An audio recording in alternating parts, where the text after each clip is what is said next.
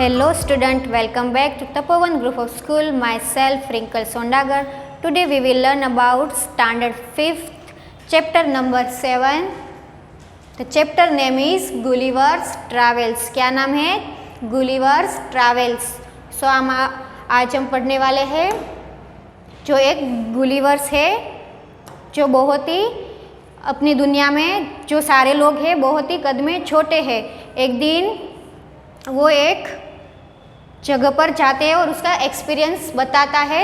जब वो कोई इंसान होता है तब वो अपना एक्सपीरियंस बताता है, अपने बारे में जो लिखता है उसे क्या कहते हैं? ऑटोबायोग्राफी। ऑटो का मतलब है खुद के बारे में जब कुछ राइट करना, क्या कहते हैं? राइट करना।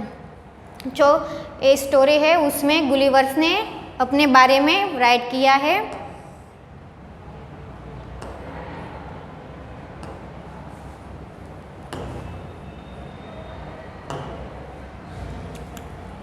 On the 16th June 1730, we discovered land. Our captain sent a dozen men with a vessel for water, if any could be found. क्या है?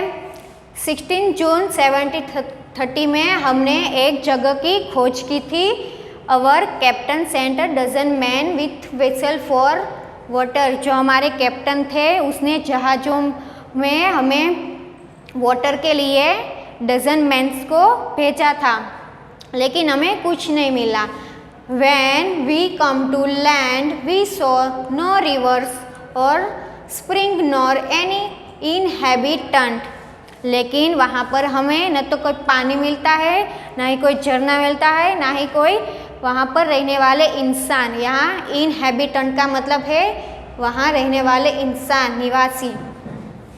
I went on to explore. The country was barren and rocky. मैंने देखा तो वहाँ पर जो country थी वो पूरी बैरन का मतलब है बंजर, और रोकी का मतलब है पत्थर से भरी एक कंट्री थी। I turned back to join the crew only to see them getting into the boat and rowing for life to get to the ship. मैं जब वापस आया तब मैंने देखा कि जो हमारा साथी है वो सब वहाँ से भाग रहे हैं अपनी जान बचाकर। Before I could reach them, I observed a huge creature walking after them in the sea as fast as he could. जब तक मैं वहाँ पर पहुँचता हूँ तब तक मैंने देखा कि एक बड़ा ही ह्यूज क्रीचर उनकी पीछे भाग रहा है। जितनी तेज से वो भाग रहे हैं उतनी तेज से वो जो ह्यूज क्रीचर है वो वहाँ उसके पीछे भाग रहा है। The water of the ocean reached only till his knees. जो ओशन का जो पानी था, जो क्रीचर का जो नीज थी, जो घुटन था, उस तक ही पहुँच रहा था। However, the monster was unable to overtake the speeding boat.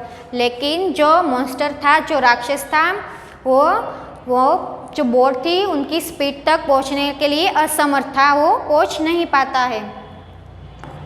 I turned back quickly and climbed up the steep hill with the fields of barley on either side and on the corn rising up to the 40 feet.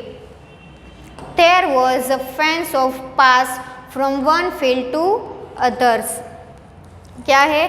I turned back. जब मैं जल्दी से वापस आया तब मैंने जो ऊंची हिल थी, पहाड़ी थी, तो जो ऊंची पहाड़ी थी उसमें मैं पहुंचकर उसमें मैंने देखा कि जो वहाँ पर जो corn rising up to 40 feet, जो वहाँ पर जो मक्के का जो खेत था वो 40 फीट ऊंची थी। कितने थी? 40 फीट ऊंची थी।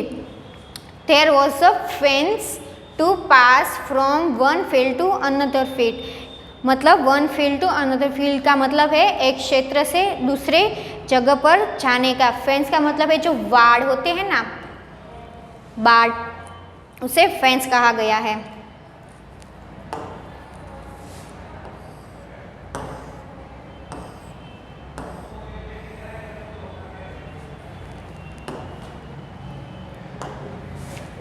It was impossible for me to climb because every step was 6 feet high.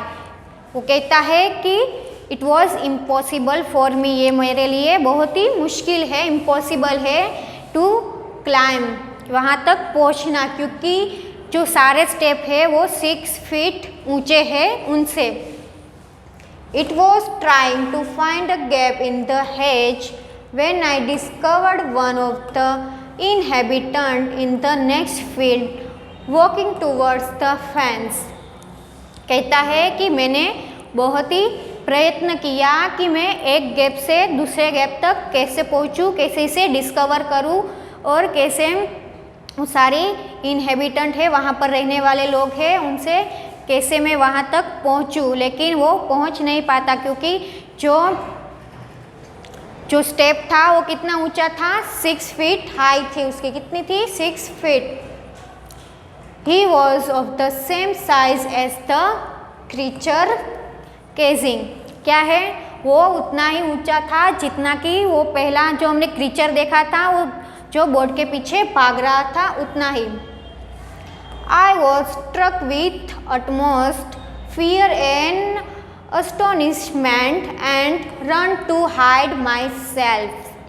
I was stuck, मुझे धक्का लगा जब मैंने उसे देखा तब, और मुझे डर लगा और मैं आश्चर्य में आ गया कि वो इतना बड़ा है। He called in voice much loud than a trumpet, वो बहुत ही लाउड आवाज़ में बोलता है।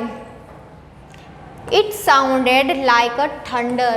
7 monsters like him come towards the field, ready to reap the corn.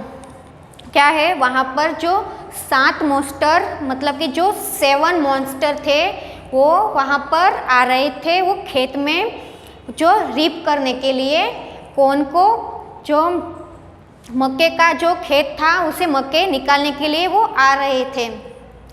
They carried a reaping hook which was very big.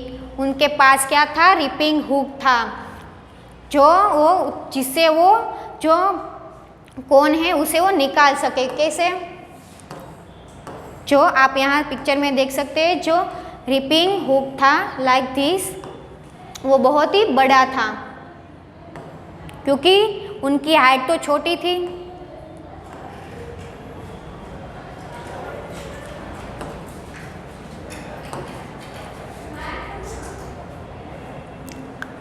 When of the reapers approached where I lay hidden and screamed as loud as I could.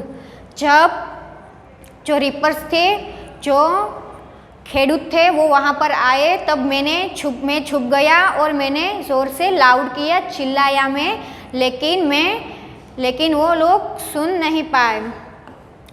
The creature stopped reaping, picked me up between his thumb and forefinger and brought me close to. जब मैं बहुत ज़ोर से चिल्लाया तब जो ripping man थे उसने मुझे देख लिया और मेरे पास आया और मुझे अपनी मुट्ठी में, अपनी उंगलियों में पकड़ लिया और अपने मुंह के पास क्लोज ले आया। सो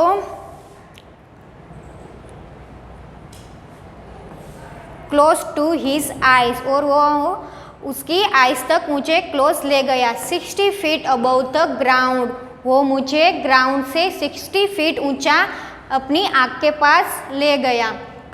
ही look at me with curiosity and blew my hair aside to get better view of my face.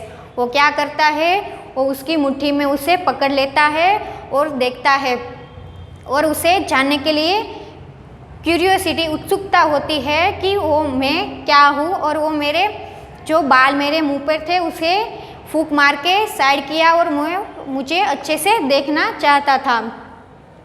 He called his friends and gently placed me on the ground. वो उसके फ्रेंड्स को बुलाता है और मुझे जेंटली अच्छे से ग्राउंड में वापस छोड़ देता है। So student, the Gulliver story में हम यहाँ तक ही देखेंगे, आगे की स्टोरी हम अगले वीडियो में देखेंगे। Thank you.